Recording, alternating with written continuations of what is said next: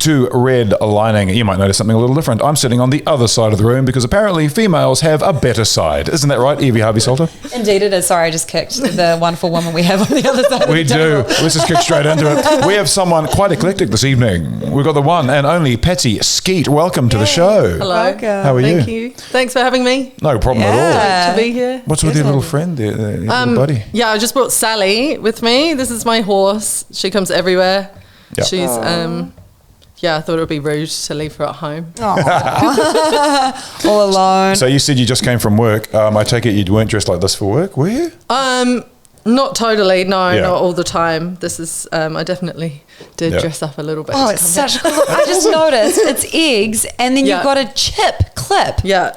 That is rad. And for dinner tonight I had egg and chips. That's cool. Awesome. like Sticking that. with the theme. Yeah, no, I run an op shop for my civilian job. By day. Yeah. I also have a brand, like my clothing brand. That's why I'm wearing this. Yeah. It's eggs. I like to upcycle sustainable, like fashion and costume design. All right. And this jacket I actually made to wear at Splore this year. Yeah. Because it was a feasty theme. So me and my flatmates were obsessed with eggs. Yeah. So I was like, okay, I'm going to go as an egg.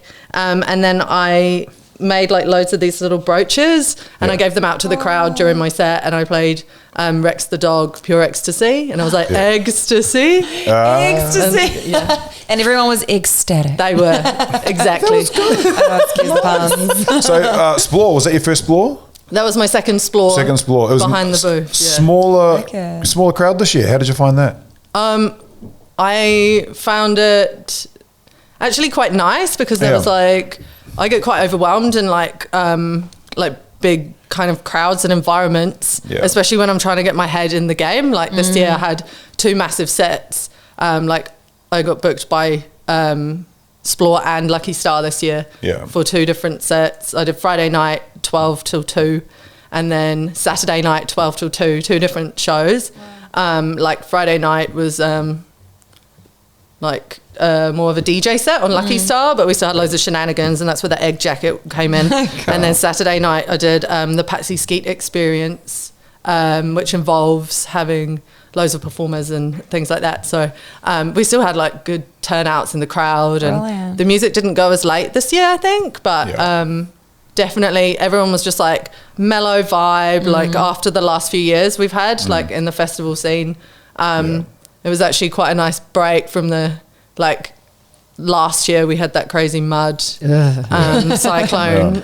So everyone was just, like, taking it quite easy this year, I think. Like, people seemed to be on quite a nice energy. Cool. And I don't know if that was because there was less people, like, the toilets were cleaner, do you know what I mean? Like, but, yeah, the vibes were amazing. Yeah, so grateful I got to be part of that. Brilliant. Lucky Star is definitely my favourite part of Splore. Yeah. It's a really cool spot. Yeah. I'm noticing an accent. Are you from Norway? I'm from England. Yeah, I can do that. Where did you get Norway? You're pulling your ball. I was being That is Norway. Yeah. So you're from the UK. How long have you been in New Zealand for? So I have a mixture of history, I guess. My dad's from here. Yep. So he's from the tropical place of Masterton. Oh, and but I never lived here. And then I decided, 9 years ago I started surfing. I was living in Australia for a bit, and then I went to Bali, started surfing, did that like classic. And then I was like, where am I going to move next? And my best friend didn't want to go back to England, so we decided to move to Raglan and live there for 5 years. Yep. And then I've been in Auckland for like 4 years. Sweet. Brilliant. Yeah. So when did you start DJing?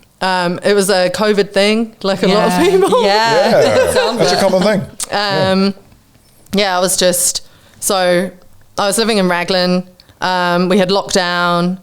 I wasn't allowed to surf, so I was like, I need to like let out some steam somehow. And my partner at the time was a DJ, and I asked him to teach me, and he said no.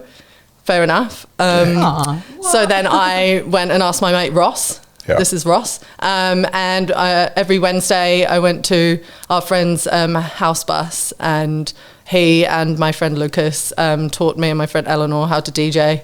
Brilliant. Yeah. And cool. it kind of, I was just like, I want to play music at the afters because like I wasn't allowed to put my tunes on, so I was like, okay, I just need to like learn how to mix at least, like press play so I can play some disco because everyone was just playing techno and that I was just wanted a bit more colourful disco.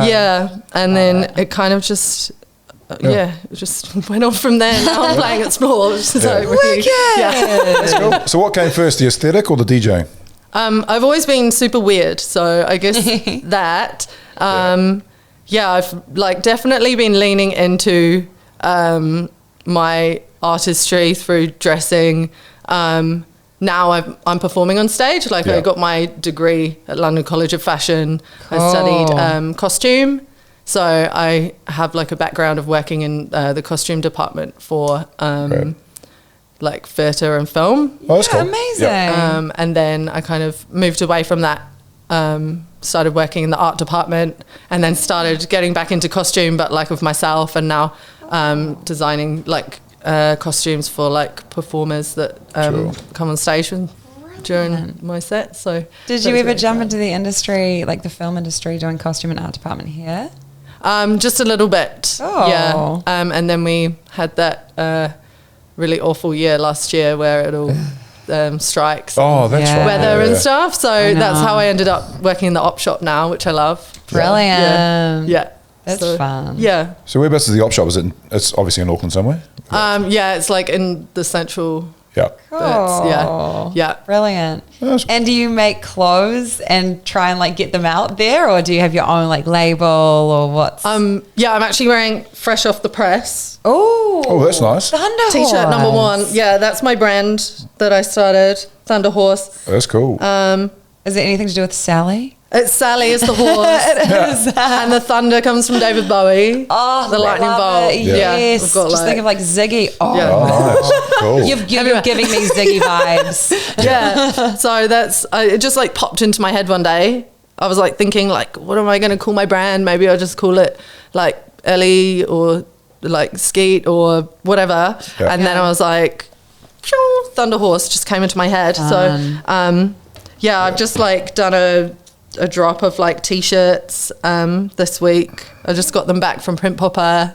Really stoked. So I've got some like Sally t-shirts. They're like this, like they've just got like Sally on there, and then I've got some other ones that are checkered, kind of like leaning back into my love of surfing. They're like a checkered kind of psychedelic surfer image. And then I'm making these jackets and upcycling a load of things. And I've actually got 2 pieces here if you want to try them. Please, bring them on. show us. That's so fun. You can put one on. Oh, cool. Oh my God. That is, or we can both like you can put them on. We can wrap around us both.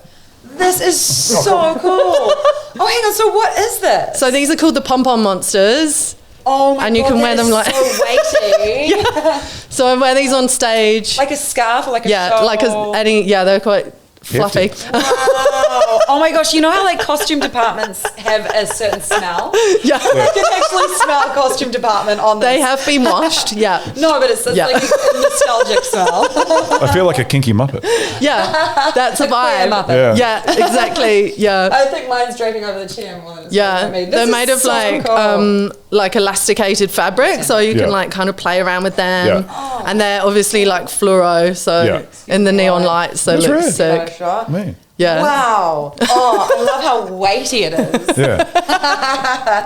That is so cool. So what do you do with these? Do you sell them? Do you?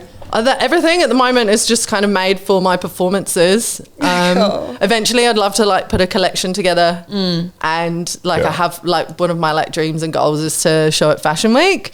So or if not, do my own like guerrilla style fashion show. Fashion Week, just go guerrilla. Well, I think like a sustainable fashion week would be really awesome. Totally, Yeah. Right, really. What kind of art do you make? So I paint, I do like psychedelic fine art. So 2 years ago I did an exhibition at Tiahu Collective with Nikki and that crew and the Levines, the Busy Movement. We did like a collaboration and I did a series of portraits of David Bowie. Cool. So there was a couple of like larger pieces that I'd painted, a mural, and some digital fine art that I do on my iPad. Yeah, cool. Oh. So cracking into music, who's your inspirations? Obviously Bowie. Yeah. But who are your inspirations? And yeah, what kind of music do you prefer to DJ? So my inspirations traverse like many genres because I've loved music forever, and I'm inspired continually by many different references that I'm like always like honor the references that I use. Yeah. So like Susie and the Banshees, some 80s kind of new wave there. Blondie, Donna Summer has been like a big influence of mine. Definitely starting out and like my sound, like I found this album of Donna Summer remixes, and it just like set me on this like journey. I was like, this is awesome.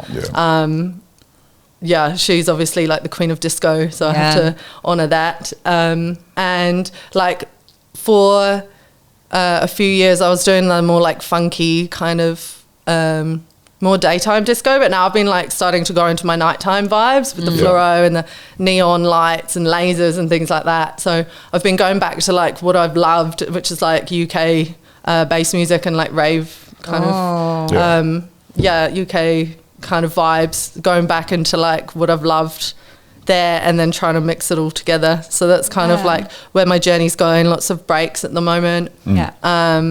And techno, like I just love techno. I love like really hard techno. I love to go out and like stomp to that. So I kind of, it's a real mixture, but like in my day to day, I just listen to like kind of indie bands like Courtney Barnett and like Amel and the Sniffers. I love them. Punk is a big influence for me. Like, even though the music that I'm playing is like electronic, definitely like the way that I like to bring the energy and like bring like an emotional roller coaster, I guess, for people that are listening.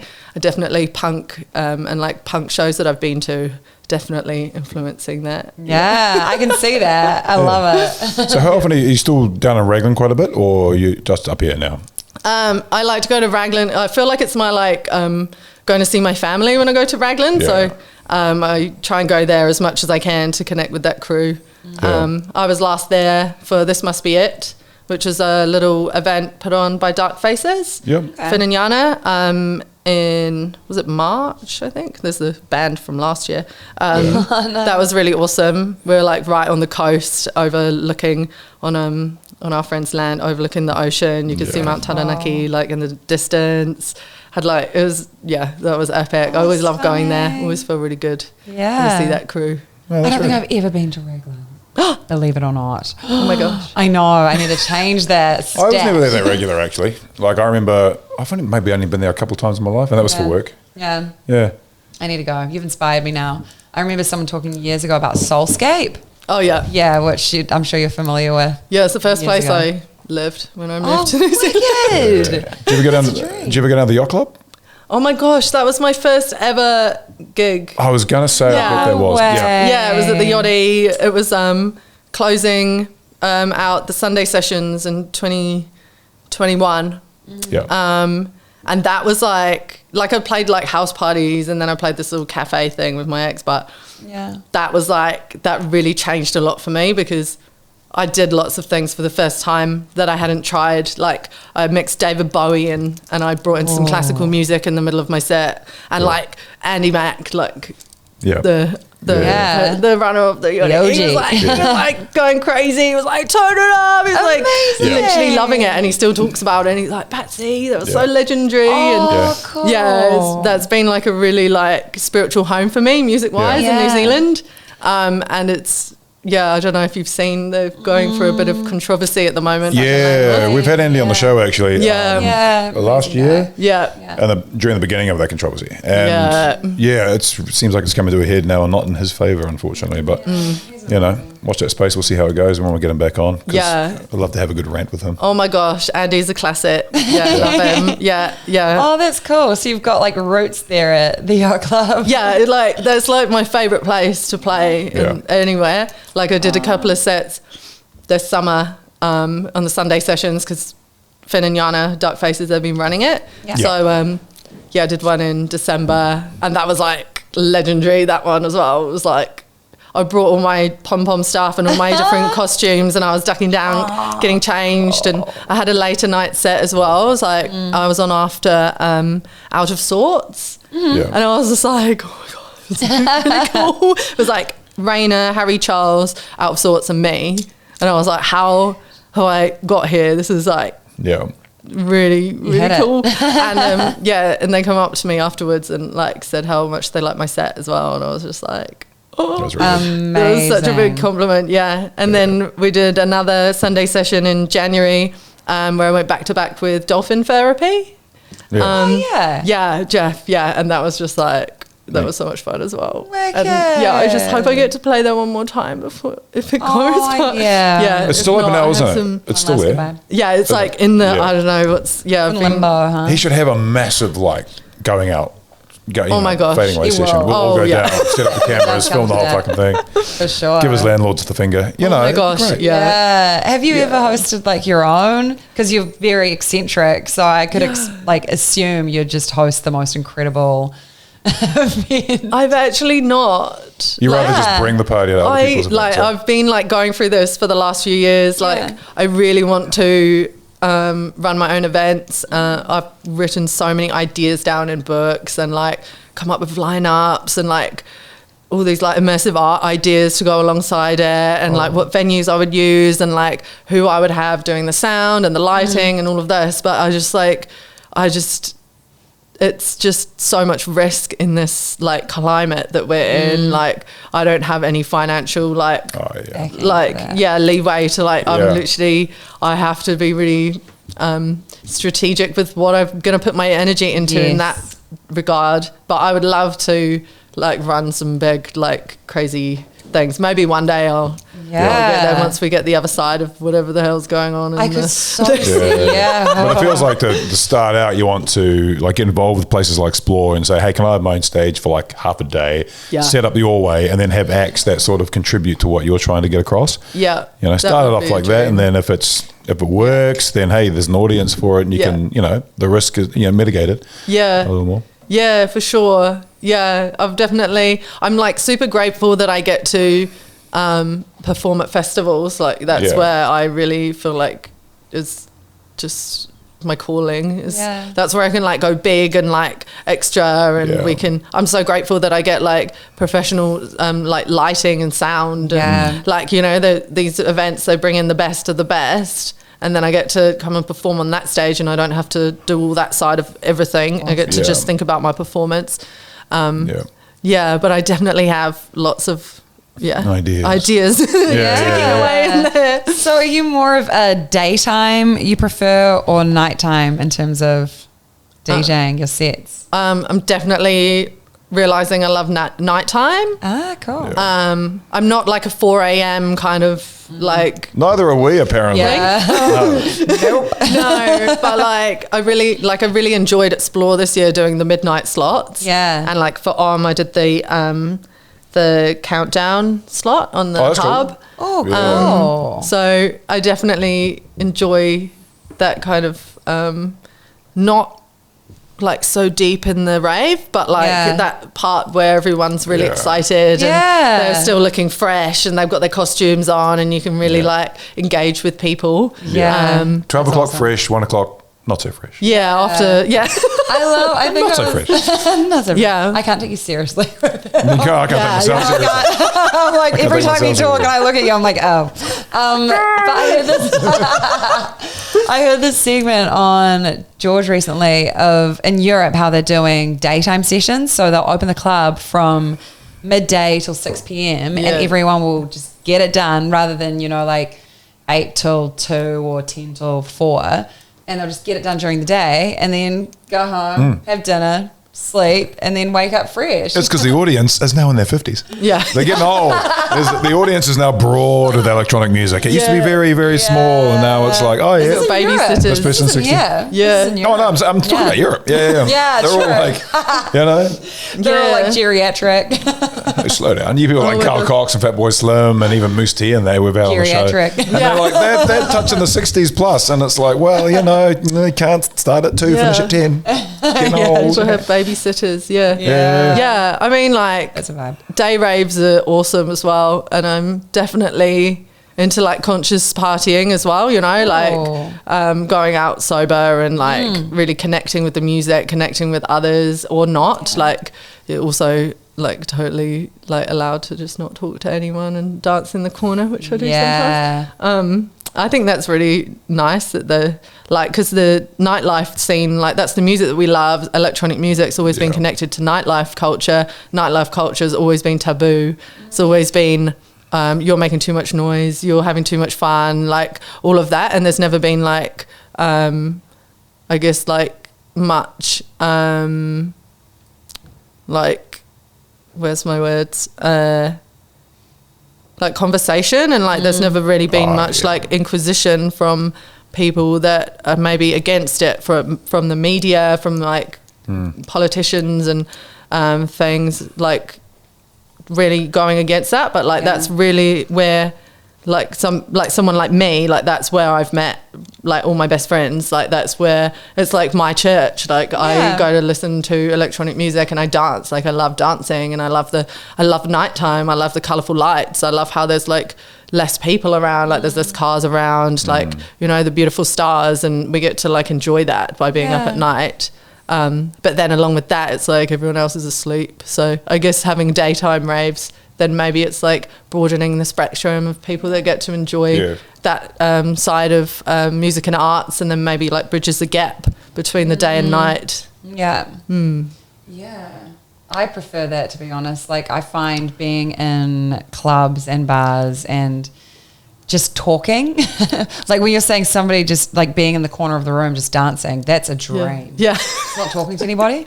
You're in your own little world. It's about the music. I know. Turning it real fucking loud. Oh my gosh, But I think that, I know what you mean. That like it's nice to be able to have those spaces. Like you can enjoy the music at a certain space. You can have conversation. You can get to know people, and then it's like, come in here, don't fucking talk to me. Let's just party hard. But it's being able to have those sorts of spaces. Some places can't do it. Like you're going to go on K Road. Good luck. But festivals and things like that. That's what it's about. Festivals and stuff. That's what it's about. You have got those spaces. You can meet people, go and have conversations, and actually chat rather than losing your voice. Oh my gosh. What's your favourite venue to play in Auckland? Oh, my favourite. That's a tricky one. I guess Neck of the Woods. Oh, cool. Yeah. So they've got a really good sound system, and the staff are really awesome. And I've played at some like cool burner events there, and it's always a good time. Where was the first place you played in Auckland? Ink. Oh, really? That's where awesome. I hit the ground. Fitzroy. Fitzroy, definitely Fitzroy. But then club was Ink Bar. Fitzroy, that's another one that's kind of sad to go, actually. That was what's going on? Like that was awesome. That was real cool. Fitzroy was like the kind of like little segue of like me moving to Auckland from Raglan. Like that's where I kind of connected with lots of people in the scene, in the community that I'm in, like the house and techno scene, I guess, and having that place where I could always like go out on the weekend and like go and see some people that I know. I didn't go out anywhere else apart from Fitzroy for like a year. We were like that. And Nikki's really awesome. It's an institution. And she's like been really supportive of me and my art and my music. Like I played there, I think last time I played there was last year for Tree Hut with Brett Bronze. That was really fun. And I played at a Pride event last year there, which I cherish those memories. You are like a walking rainbow. You look so good. It was like me and Chakra. It was awesome. Oh, cool. And Gwen, I think, played as well. Yeah, it was awesome. I had like, and Tiahu Collective next door, I did like a big mural upstairs in their green room, and it was they've left that space now as well. So we honour. Oh, they cleared the whole thing. Yeah. Oh, that's sad. But Nikki's still got my big Bowie painting.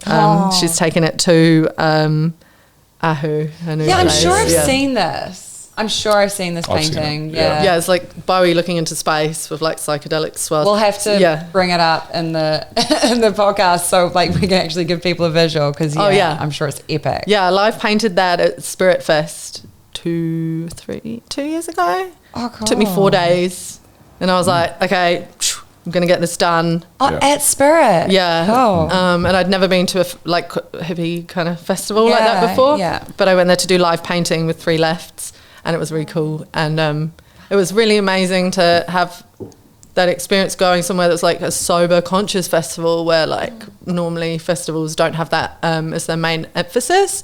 And I still had like such a good party, such a good like time dancing. And it was really nice to let out so much energy and like also be really connected with like the piece I was doing. I found it like really therapeutic. I ended up crying my eyes out when I was finishing it on the last day because I could hear everyone doing the ecstatic dance to like close the event. And then I was like in the bar next door like trying to paint David Bowie's face, and I was like, like listening to David Bowie Heroes. I got goosebumps just hearing that. It was in the middle of the festival I was painting his portrait. I dressed up as David Bowie in a green suit, and then I stood in the middle of the barn and I made a stencil of a lightning bolt, and then I gave people the spray paint, and I just stood there and put David Bowie on, and I just amazing. And they came and sprayed my suit. Yeah. That's right. Cool. And all the hippies were like, what's this going on? Everyone's in linen and things. And then I was just in my colourful stuff. But I just always want to be myself and like no matter where I am. So coming from the UK, did you ever see him? No. Never saw him. Wow. No, I think everyone here was psyched because he just released a new album. Yeah. And it was before he passed, and it was like, he's going to go on tour, and he was on everybody's bucket list. Yeah. And then, yes, unfortunately. Yeah, it was like a few days. I think he like curated the whole thing. He was like, okay, my album's going to come out and then I'm going to die. And like, I think he like, because his whole album's about dying, and it's like such a beautiful album. That's great, mate. Black Star. If you haven't heard it, you need to listen. Yes. It was like really amazing. And he like died. It was like his birthday, and then he released the album, and then he died, something like that, within days of each other. And I'm just like he was literally an artist in death. Like he's definitely curated that, and if not, that is just like some touch from angels, because that was so beautiful. So what other artists are on that level to you, the level of Bowie? Musically, definitely Susie and the Banshees. Go back to them, like. I think Susie Sue, she's just so incredible. Like she's always like just being herself, like, and her makeup and her performance art and everything that goes along with her music. Like her music's so theatrical. I love that element. And who else? Was Donna Summers out there as well? Yeah, Donna Summers definitely. Just what she's like created, and also being a female and be so notable.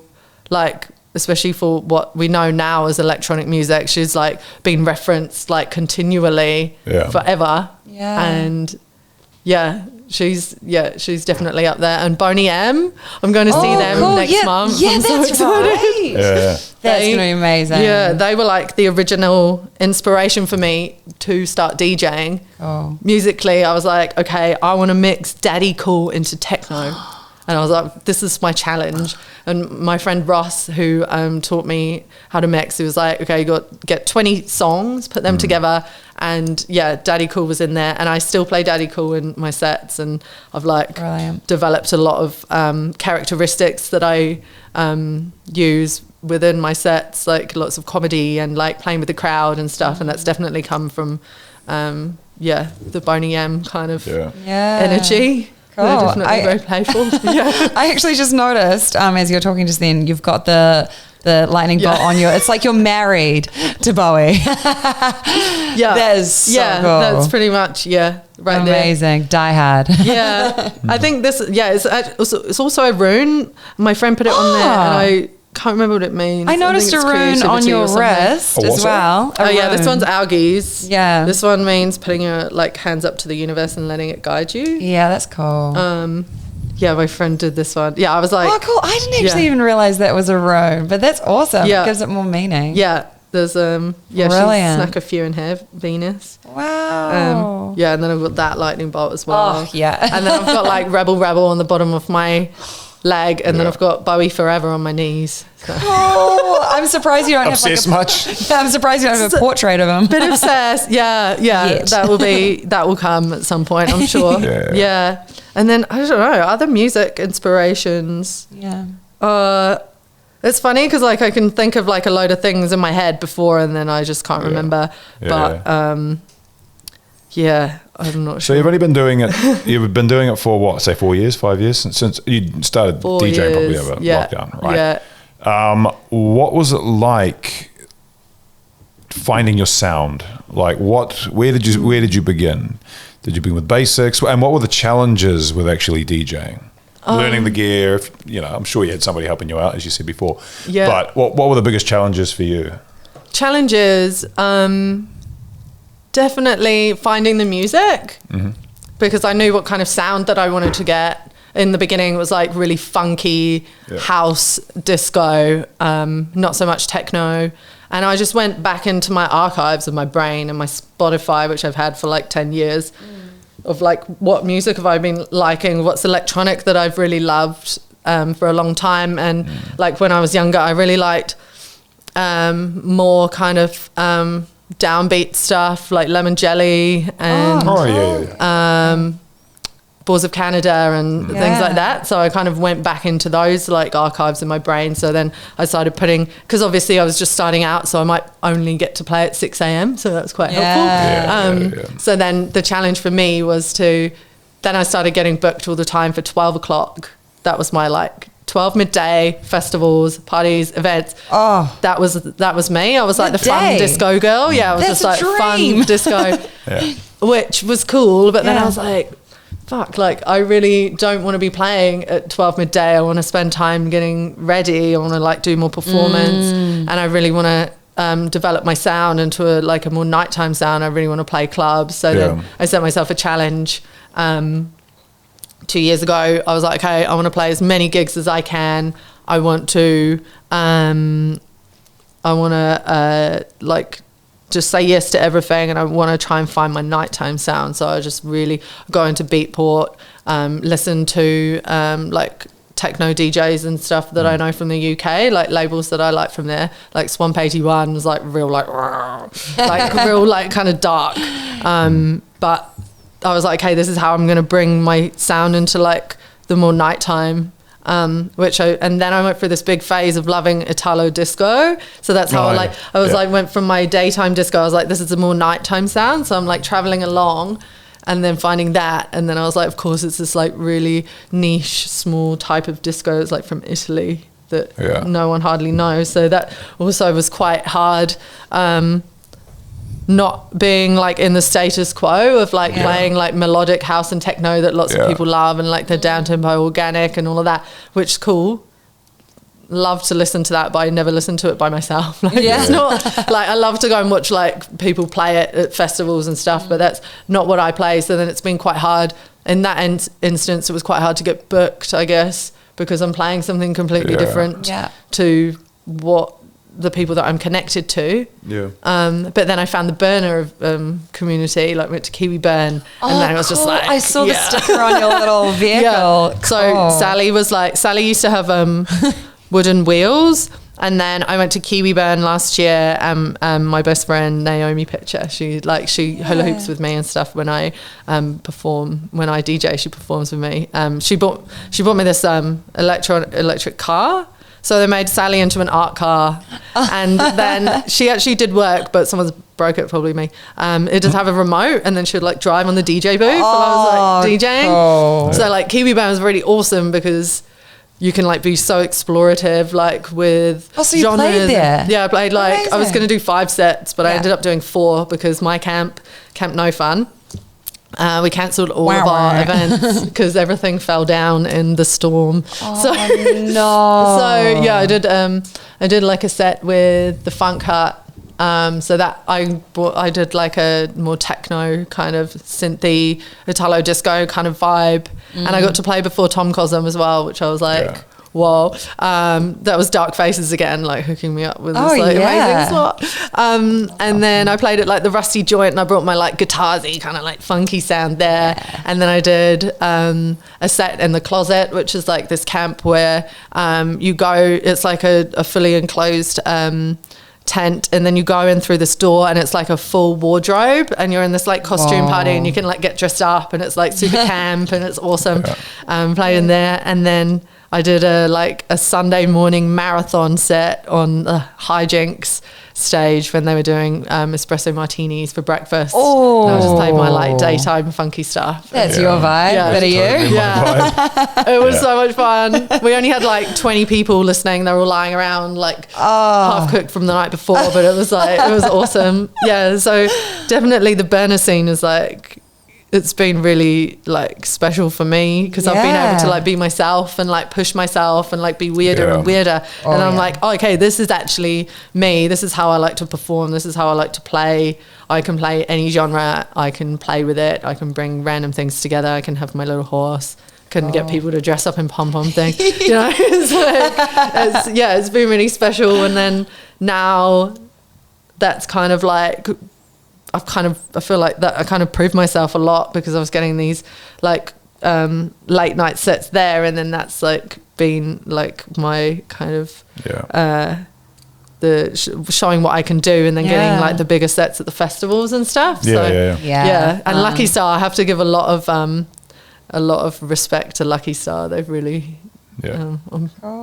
definitely been really supportive. That's and booking myself and others that are those weird people that have found it a bit hard to fit in, like you don't know where you fit in because it is so weird. Lucky Star like brings us all together, gives us a big warm hug, and we can all be weird together. I get that. I love it, weird together. I'm so sorry, I was confused before when you mentioned Lucky Star. For some reason I was just thinking it was a stage Explore. Sorry, I'm not familiar. That's like naivety.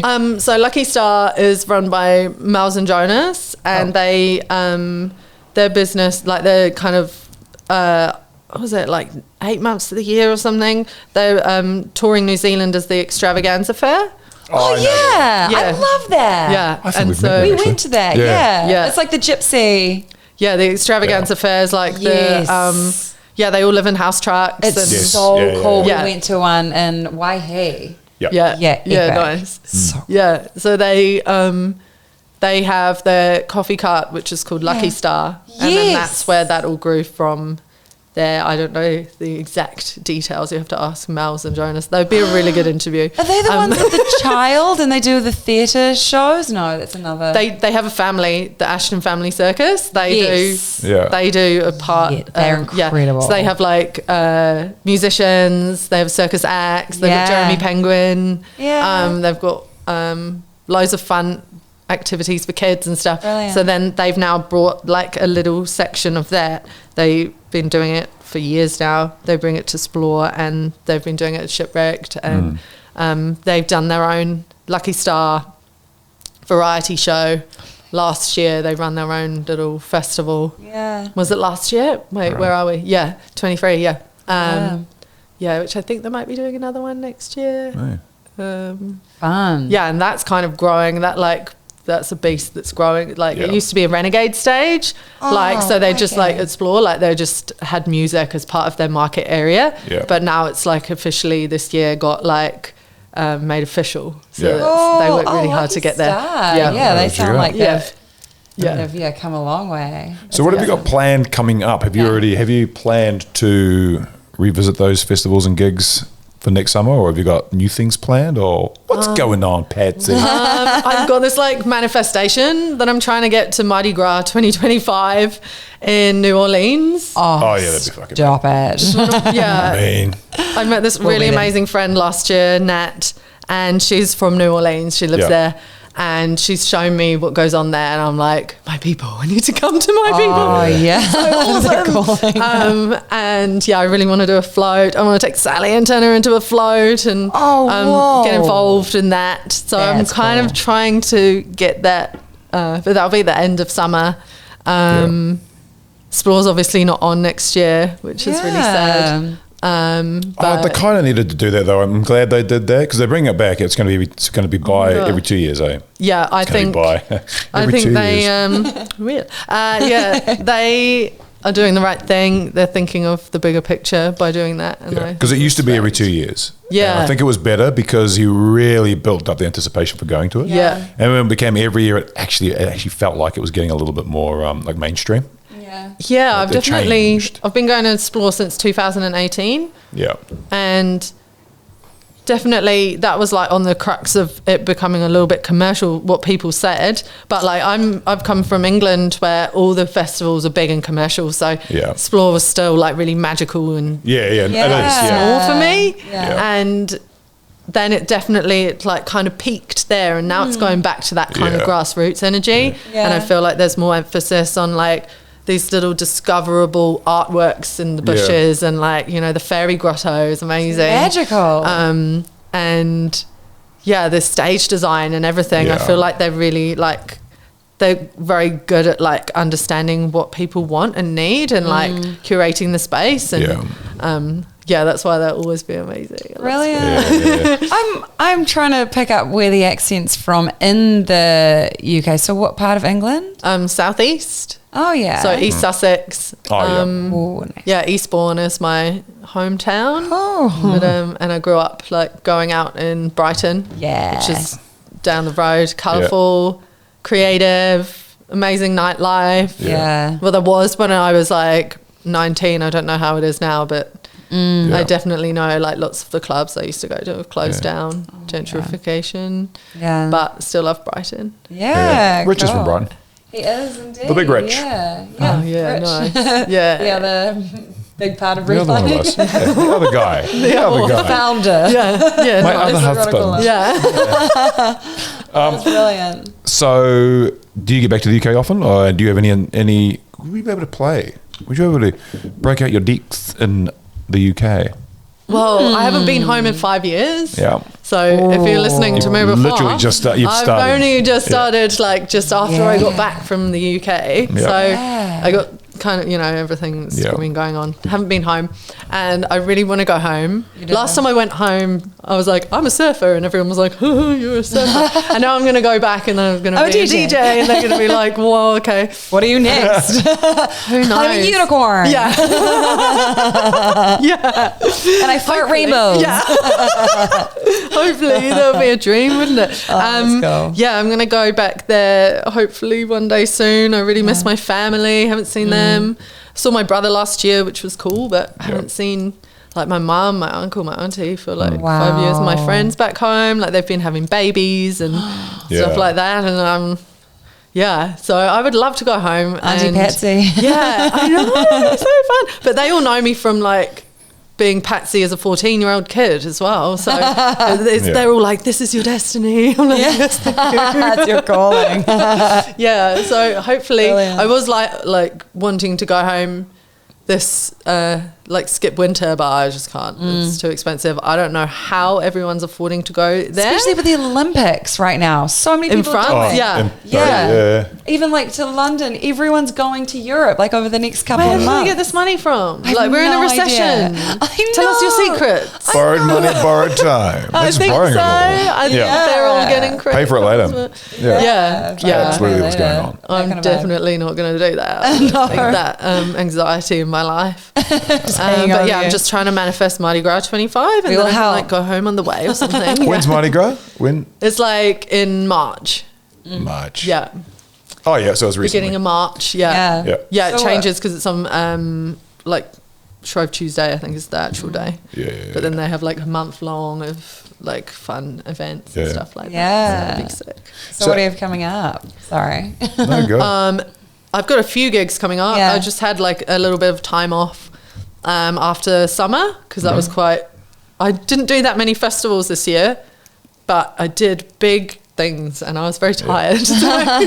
Recovery time. Yeah, I just had some chill time, get back into like doing some painting and stuff like that. So, but I've got some gigs coming up. I've got the ante party. Oh yeah, next week. Awesome. Which is animal themed. Yes.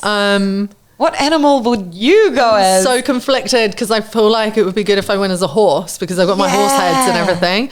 But then I've also got this alter ego called Patsy Pete, so I could go as a bat. Oh, Patsy Skeet, Patsy Pete. That's cool. A bat named Pete. Yeah. So I'm kind of tossing up those ideas.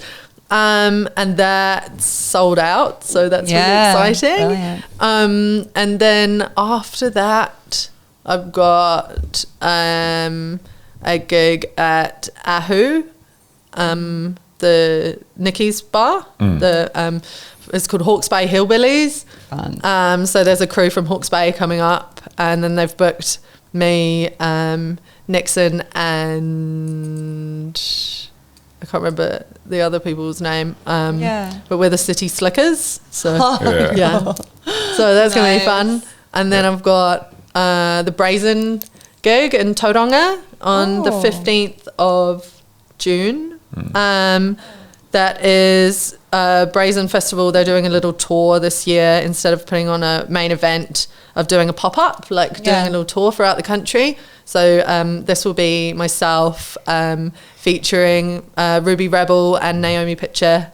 We're doing the Patsy Skeet experience. So that will be like the big show that we did at Shipwrecked and Splore. So they'll bring burlesque and we'll have costumes and like some kind of theatrics to do with David Bowie. And then Miss B and Mama Da Funk and Amanda Mania. So we've got a full power lineup. It's going to be amazing. Full on extravaganza. And then the week after that, I'm playing on the 20... I always get my dates mixed up. I think it's the 21st of June. I'm playing at Galatos. Is that still around? Whoa. Yeah. Really? I haven't been there for years. I think I went there when it was closed down for a rap party or something. Oh, yeah. That's awesome. That's with Strangely Arousing for the Don't Panic album tour. Yeah. So that's going to be kind of like nostalgic, bringing the band back together kind of vibes because I went on tour with them 2 years ago around the North Island. I did loads of shows with them. And we haven't done a show together for a while. So it's going to be myself, Strangely Arousing and The Rooms. So I'll be playing after them night. After I've been to Boney M. We're going to run down the road. Same evening. Whoa. Well, I can do it all, apparently. So. Just do it all. We've got the energy. You're young. Do it. Keep on carrying on. So how do you market yourself? I do remember seeing on your Instagram, talking about, you mentioned some of those gigs that I think you've been pushing on Instagram a little bit as well. Yeah. So how else do you market yourself, especially because relatively new? How have you found getting yourself out there and approaching people, or do you just let social media do it all for you, or is it a word of mouth, or a little bit of both? What's been your biggest strength in terms of that? I worked really hard to build myself up as a brand, I guess, like my logo, my branding, the way I present myself online, the costumes I wear, the art that I make, the music, it's all like thought out and like curated and put together. And then I use my social media as a visual presentation platform to be my own PR person. Like we're not like... We can't afford PR people. We can't afford marketing. Like we're underground electronic music artists. We're going to use the means that we have. And social media is free. It takes a lot of like toll on your brain, but it's free for us to use. So we should use it. And I think we should celebrate the fact that we can promote ourselves. We can be our own biggest like fan, and it's joyful to celebrate what you do. So I use social media to document what I do, and I also make sure that I like go out to other people's events and support the scene and like support others. Great. I think that means a lot. Like we can't just expect, I should get booked because I am really cool. Like if you're out there and you're supporting others and you're actually part of the culture that you like exist within, then you're going to get booked. It all kind of goes with that, and like not just going to things because they're cool as well. Like go to things that you like. Like like I go to gigs when like producers come over from the UK that no one's heard of, and I'm like, oh my gosh, I have to go see a Loca. Like I have to go, and I just go by myself. So I think that goes a long way, and what goes around comes around. You do have to support it. It's good to support others, and it's good to pay for the door entry, and it's good to go and have a boogie and buy a drink at the bar and support the venues. And I totally agree with that. I must be frustrating, and I have, we're speaking to people like Cam Harris and that, and the most frustrating thing for them is when friends and family and all that ask for free tickets. So what the fuck are you doing? You're supposed to be supporting them. That's not supporting. You know, you put your money on the table, and then you get the great time, and then other things will happen later on, or for in our case or your case, you support the industry, and it will support you back. And that's all you can ask for, and that's what you want, and that's something that we've certainly experienced with doing this podcast and doing other things around the place. And it's fun because you're doing what you want to enjoy. It is fun. This is our church. It's our religion.